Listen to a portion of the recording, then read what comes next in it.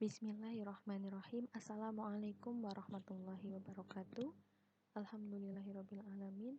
Wabihi nasta'in wa ala umuri dunya waddin. Wassalatu wassalamu ala asyrofil anbiya'i wal mursalin ala nabiyyina wa maulana Muhammad sallallahu alaihi wasallam.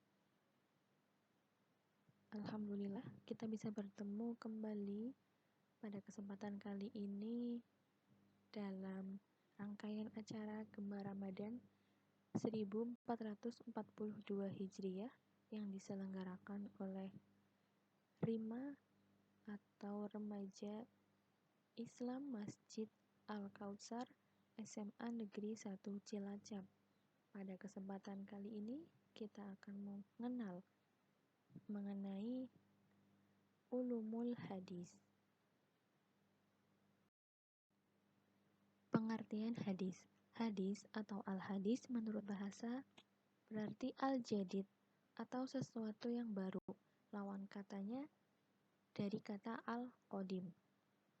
Kata hadis juga berarti al-khobar atau berita, yaitu sesuatu yang dipercakapkan atau dipindahkan dari seseorang kepada orang lain. Kemudian untuk bentuk pluralnya adalah al-hadis. Ulumul hadis. Kata ulum berasal dari bahasa Arab yang merupakan bentuk jamak dari ilm. Jadi, ulumul memiliki arti adalah ilmu-ilmu. Kemudian al-hadis, di kalangan ulama hadis memiliki arti segala sesuatu yang disandarkan kepada Nabi Muhammad SAW dari perkataan, perbuatan, takrir, atau sifat. Maka, arti dari ulumul hadis mengandung pengertian ilmu-ilmu yang membahas atau berkaitan dengan hadis Nabi Muhammad SAW. Sebelumnya, kita harus membedakan istilah antara istilah hadis, sunnah, khobar, dan asar. Jadi terkadang ada kemiripan atau kesamaan pemahaman di dalam masyarakat. Padahal hadis sendiri yaitu dibatasi pada perkataan, perbuatan, takrir yang bersumber pada Nabi Muhammad SAW. Sedangkan sunnah adalah segala yang bersumber dari Nabi Muhammad SAW, baik berupa perkataan, perbuatan, takrir, tabiat, budi pekerti, dan perjalanan hidupnya, baik sebelum diangkat menjadi rasul maupun sesudahnya. Lalu untuk khobar, sebagian ulama hadis berpendapat bahwa khobar sebagai suatu yang berasal atau yang disandarkan kepada selain Nabi Muhammad SAW. Lalu untuk asar ini menurut jumhur ulama artinya sama dengan khobar dan hadis. Ada juga yang berpendapat bahwa asar sama dengan khobar, yaitu sesuatu yang disandarkan pada Nabi Muhammad SAW, sahabat, dan tabi'in. Perbedaan Al-Quran, hadis qudsi, dan hadis nabawi. Perbedaan Al-Quran dan hadis qudsi. Al-Quran adalah kalam Allah yang diwahyukan kepada Rasulullah dengan lafalnya. Lalu Al-Quran dinisbatkan kepada Allah Subhanahu wa Ta'ala, sedangkan hadis qudsi terkadang diriwayatkan disandarkan kepada Allah Subhanahu wa Ta'ala dan terkadang disandarkan kepada Rasulullah. Kemudian seluruh isi Al-Quran dinukil secara mutawatir sehingga kapasitasnya mutlak. Adapun hadis qudsi kebanyakan khobar ahad sehingga kapasitasnya zonni.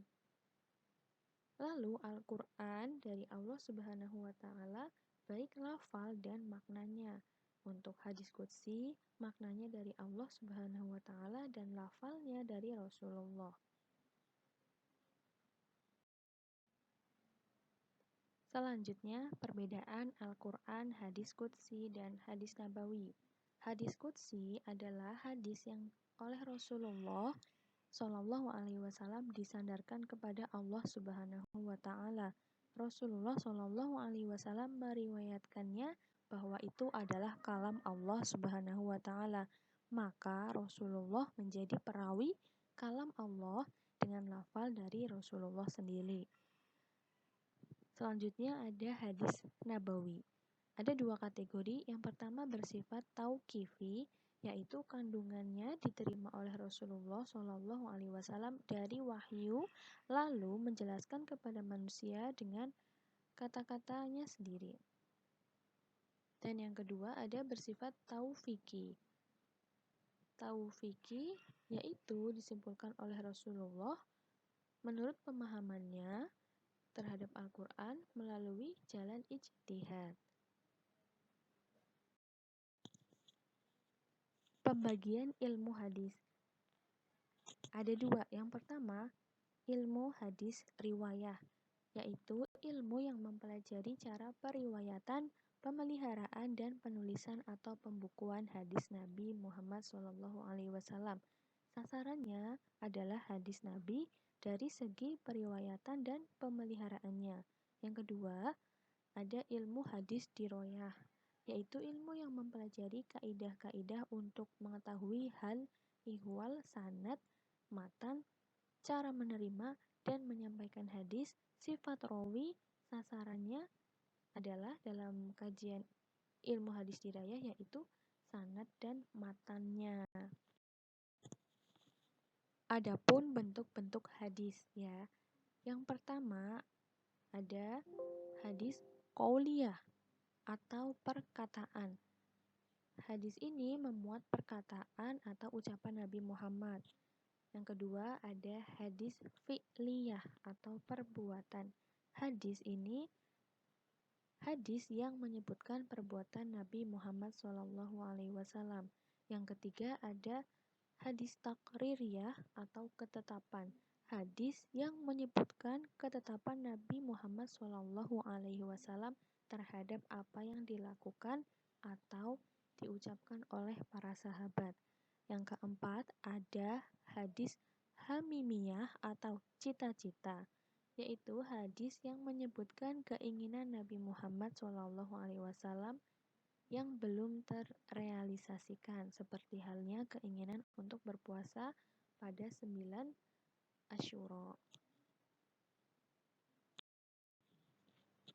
Istilah-istilah dalam hadis. 1. Sanad, yaitu alur sandaran. Yang kedua ada matan atau konten atau isi dari hadis. Yang ketiga ada rawi atau periwayat hadis. Kemudian hadis apabila dibagi berdasarkan macamnya, yang pertama hadis yang dilihat berdasarkan kuantitas perawi atau jumlah perawinya dibagi menjadi dua, yaitu mutawatir dan ahad. Lalu, apabila dilihat dari kualitasnya, maka bisa dilihat hadis tersebut sahih, hasan, atau dhaif. Lalu, apabila dilihat dari sisi kuantitas hadis, hadis ahad yaitu hadis yang tidak memenuhi syarat dan ketentuan hadis mutawatir. Dilihat dari jumlah perawinya, hadis ahad ini dikategorikan menjadi 3 macam. Yang pertama, hadis masyhur, yaitu hadis yang diriwayatkan oleh 3 atau lebih perawi hadis, tetapi tidak sampai 10 perawi dalam setiap tobaqoh sanadnya. Yang kedua ada hadis aziz, yaitu hadis yang diriwayatkan sekurang-kurangnya oleh 2 perawi dalam setiap tobaqoh sanadnya. Yang ketiga, hadis gharib, yaitu hadis yang diriwayatkan oleh perawi dalam setiap tobaqoh sanadnya. Selanjutnya, apabila dilihat dari segi kualitas, yang pertama ada hadis sahih, yaitu hadis yang diriwayatkan oleh perawi yang adil dan sempurna ketelitiannya, sanadnya bersambung sampai kepada Rasulullah dan tidak memiliki cacat, baik dari segi materi hadis maupun dari segi kualitas hafalan dari perawi tersebut. Yang kedua ada hadis hasan, yaitu hadis yang diriwayatkan oleh perawi yang adil tetapi kurang ketelitiannya. Sanadnya bersambung sampai kepada Rasulullah, tidak mempunyai cacat dan tidak berlawanan dengan orang yang lebih terpercaya. Yang ketiga ada hadis do'if. Hadis do'if adalah hadis yang tidak memenuhi syarat-syarat kategori hadis sahih dan hadis hasan. Lalu dalam cabang-cabang ulumul hadis yang dibahas ada asbabul wurud hadis, jarh dan ta'dil, nasih mansuh, ilal al-hadis, rijal hadis, tarikh al-ruwah, ghorib hadis, tashif wa ta'rif, mukhtalaf hadis, muskil hadis, fan mubhamat, lalu ada taklif hadis dan ada mustalah hadis. Jadi pada cabang-cabang ilmu hadis ini nanti dijelaskan mengenai asbab atau sebab-sebab dari munculnya hadis atau hadis tersebut ada, kemudian nanti pembahasan tentang perawi hadis, lalu pembahasan tentang hadis yang dinasah dan dimansuh atau hadis yang dihapus dan hadis yang diperbaharui.